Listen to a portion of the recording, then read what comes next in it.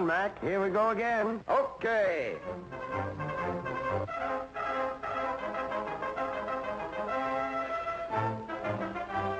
Hiya, gal.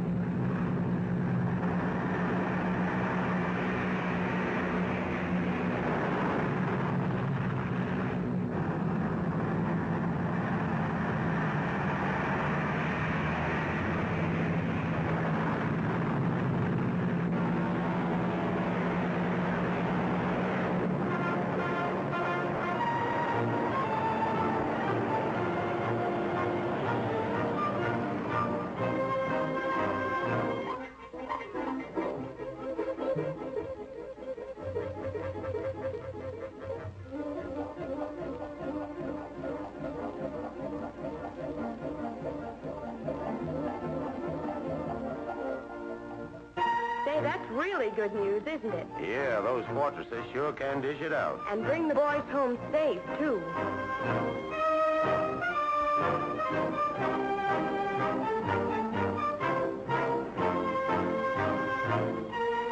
When news of a successful raid by the Flying Fortresses comes in, these are the people who get the biggest thrill, the thousands of Boeing workers who build them. They are the makers of flight.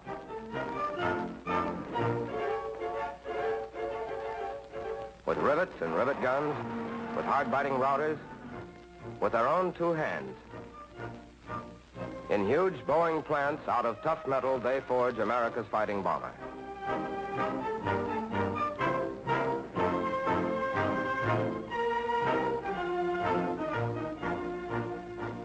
The Army Air Forces take over.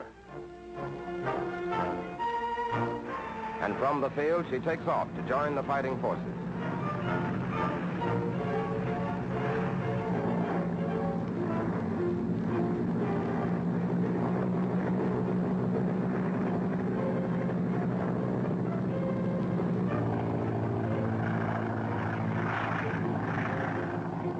The Flying Fortress. Where did it all start? How did America have this plane ready when war came? Well, in the lean years of the early 30s, Boeing designers, thinking of tomorrow's airplane, talk of a huge military plane. Tough, fast, and rangy. It'd be hard to build, they say. A lot of problems to lick. Think of the mechanical problems. How big the landing gear must be to carry those tons and tons of weight. She'd need 4 mighty motors to give her extra power, extra speed, and extra punch. And the controls, wouldn't a pilot get dizzy trying to handle them all?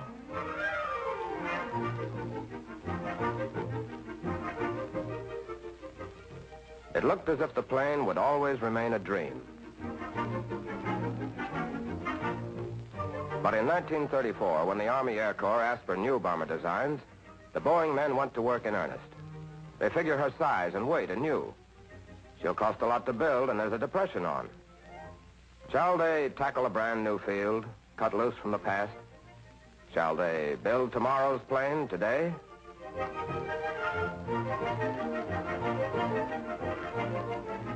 The decision is made. These are the men to do it. For 18 years, from 1916 to 1934, they had been pioneering, constantly improving aircraft design.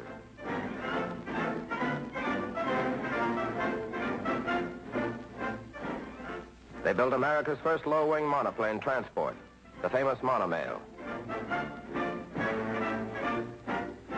The United States Army's first all-metal two-engine bomber, the B-9. And the first modern-type commercial transport, the 247. Here was the plane of tomorrow, the fortress that is to come. And the plane of the future has to be translated to the details of the big plane itself. This wing truss design must be light, yet strong enough to carry the load of 4 huge motors and the plane itself. And every thought the pilot has must be made to flow along a network of controls. But the job was done, and in July 1935, she took off.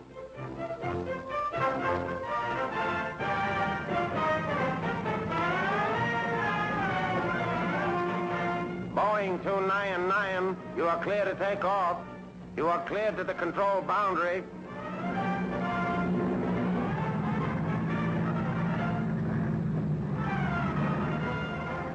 She flew non-stop to Dayton for her Army tests, breaking all speed records. Designed to be the guardian of a hemisphere, she had a greater cruising range than any bomber ever built. This 1934 plane forecast today's great fortresses of the sky, which carry ever larger loads of bombs and bristle with guns.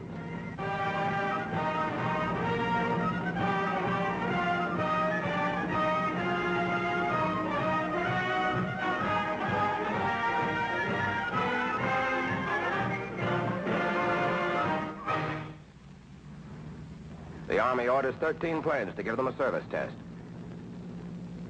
The engineers who went all out for a plane of the future win their point. But problems of aircraft design and manufacture are no sooner solved than others appear. For without continuous research, today's superplane can be as outmoded as this jalopy. The engineers work constantly to step up speed, altitude, stability, make the great fortress function like a precision instrument.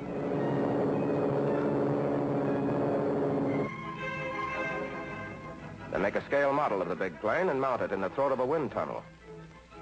There, in a man-made gale, they duplicate real flight conditions.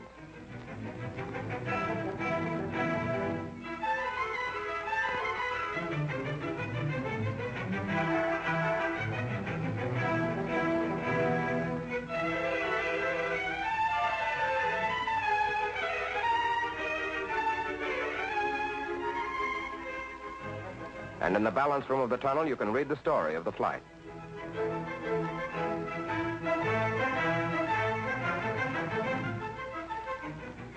To study performance of a new wing, the engineers will watch these tufts of yarn as they react to the airflow.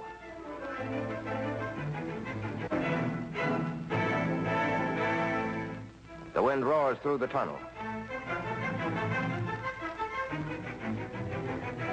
And as the model simulates a stall, the even flow of air breaks into whirling eddies. Through research such as this, they continually build up new data on airplane performance and design. Improve, revise, redesign. Your fortress flies faster, but anti-aircraft guns are reaching higher now. How are you going to get above their deadly range? Above 18,000 feet, the air becomes too thin to breathe. Without a normal supply of oxygen, the human system doesn't function efficiently. At 25,000 feet, even the engines gasp for breath. At 35,000 feet, the mercury drops to 60 below.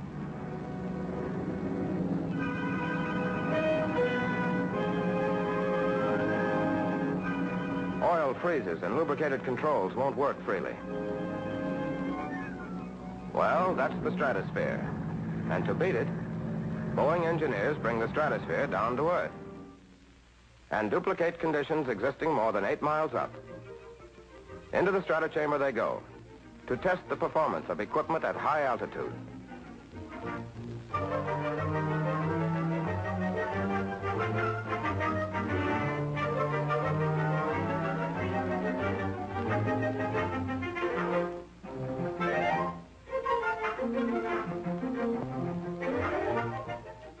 They read the story of the tests on a battery of pressure gauges.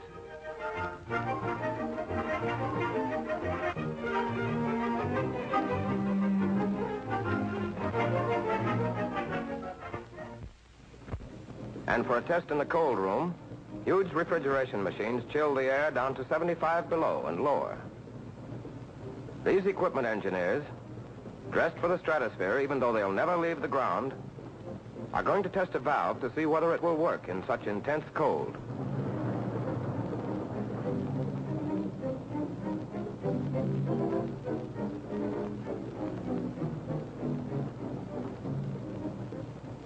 No, it won't work.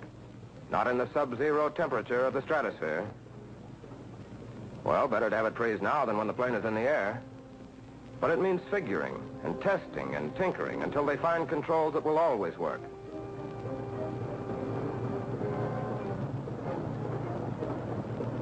It's 70 below in there. And what wouldn't they give for a hot cup of coffee? Okay, coming up.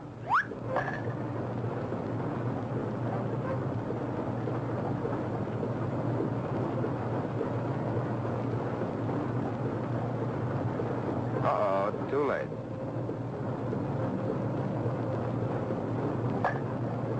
Coffee, popsicle style. But flight research isn't all done on the ground. Boeing flight test engineers have spent more time above 35,000 feet than any other group of engineers in the world.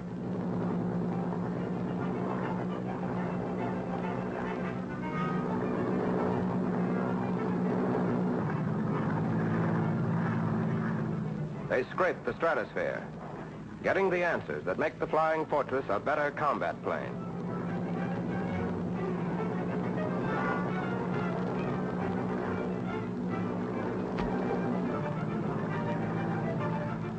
So, day by day, the big bombers mature, lifting bigger loads, flying faster and further, higher, higher into the blue.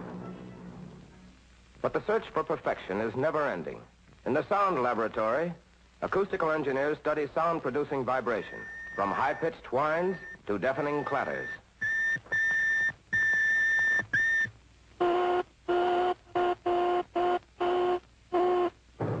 And with this knowledge, they go to work on the plane itself, quelling engine noise, cutting out other causes of sound.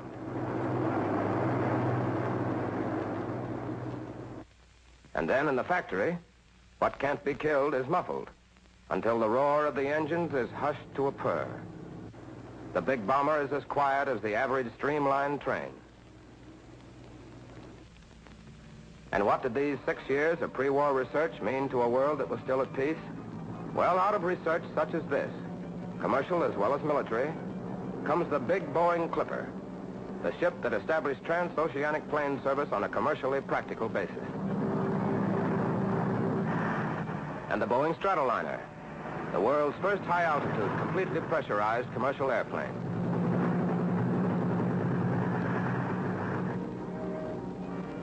But for years, the Flying Fortresses are a subject for controversy. They're expensive for a peacetime budget, and they have never been tested in combat.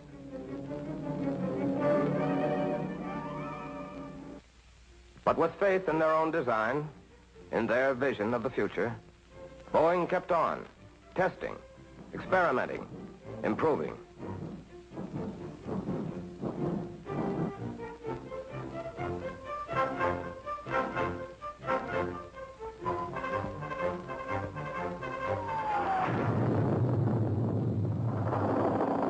America is attacked.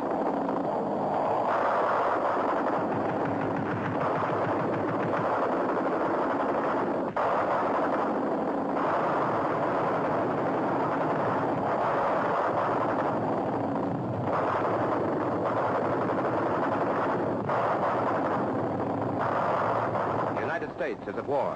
What mighty weapon have we got? What warbirds have we hatched? The Army's Flying Fortresses are ready. They take to the air, laden with steel for enemy targets. Speed, altitude, precision gunfire are all at their command. Striking in broad daylight, they become the plane best able to get to the target, hit the target, and get back again.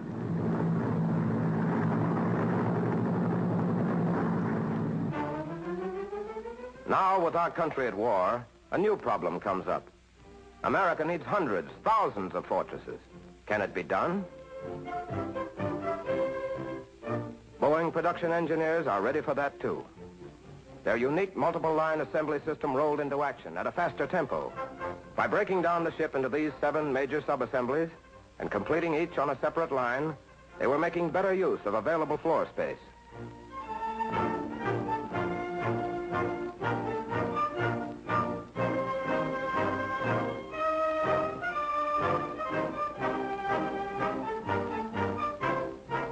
Prefabrication on a massive scale. Complete the parts as separate units, then bring them together. The system turned out more production per square foot than any other aircraft factory.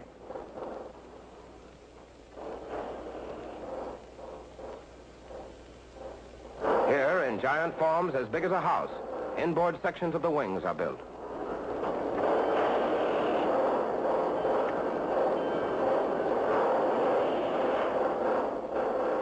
Then, after the engines have been mounted and controls installed, the wings join the fuselage.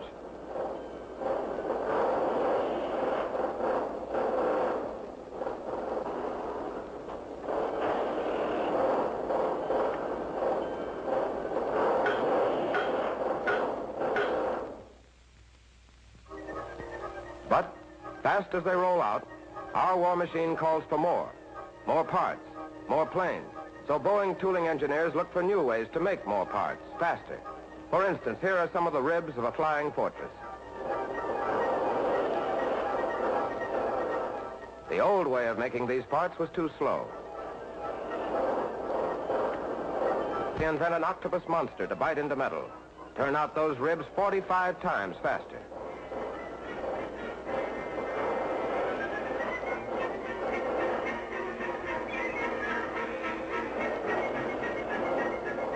And they develop an automatic spot welding table that a woman can run. Now this former housewife stitches the metal hide for the toughest bomber in the world.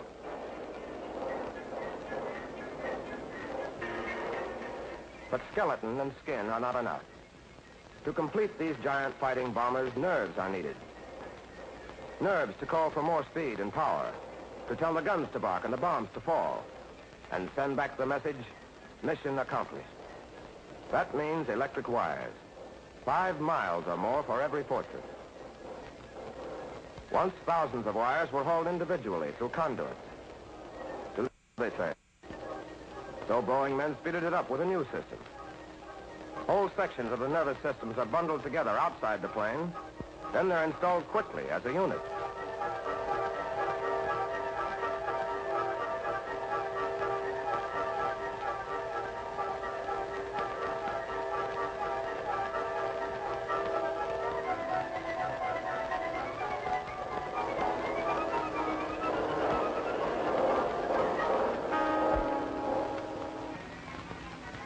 All through the plant, the tempo quickens. Faster machines are made, more efficient tools. America and the whole world needs those planes.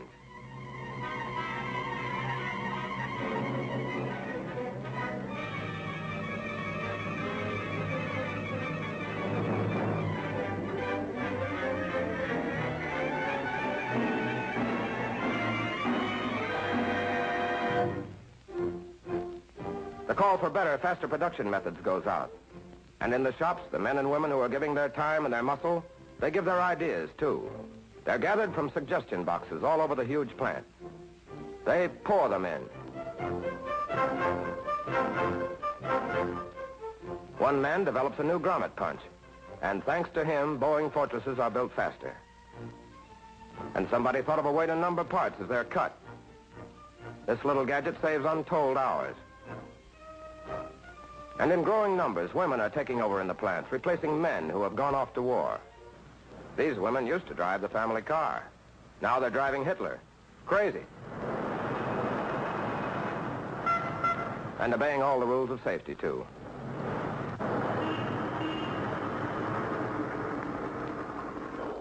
This inspector checks hard inside the huge wing.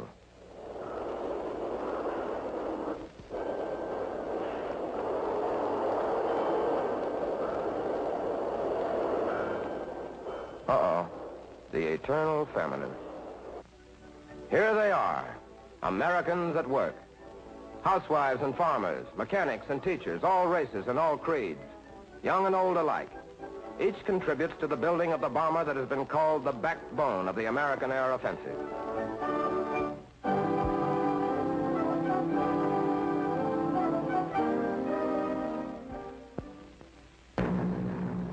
They're sending out a steady flow of fortresses.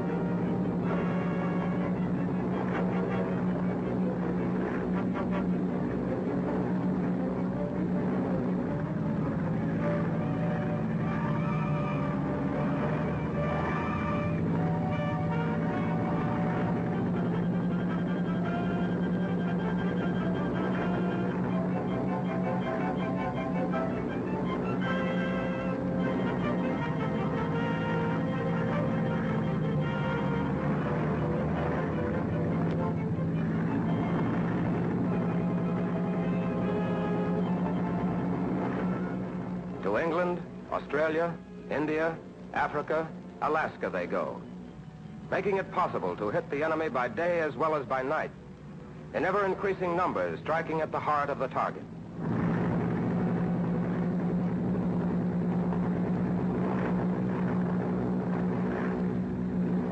The bomb bay doors open.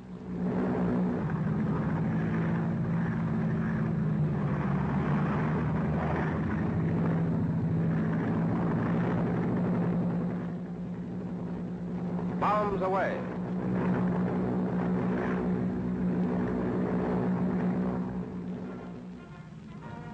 While the mighty fortresses of the sky strike the enemy again and again, Boeing's engineering staff, one of the largest ever assembled by a single industrial concern, is building still better weapons for war. Secret weapons. And what of peace?